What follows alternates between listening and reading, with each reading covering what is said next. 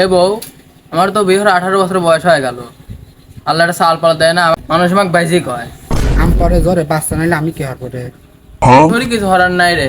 তলে দরেরও বাইছে, ওর কাছে যাই দিয়ে একটা বুদ্ধি পাইনি রে। চলো, তোমার কথা তো শোনাই লাগবে। চল। ইল্লাল্লাহ, ইল্লাল্লাহ, ইল্লাল্লাহ।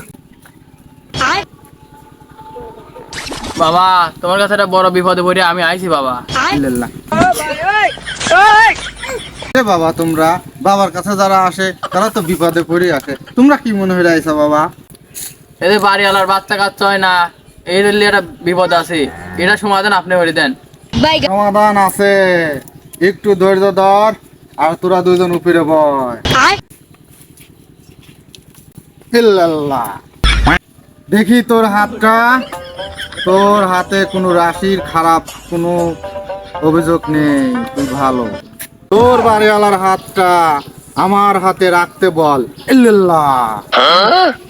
তোর বাড়িওয়ালার পরকীয়া রাশি, যে দেশে বাস করিস সে দেশে কোনো পরকীয়া করে না, এরা ভালো লোক।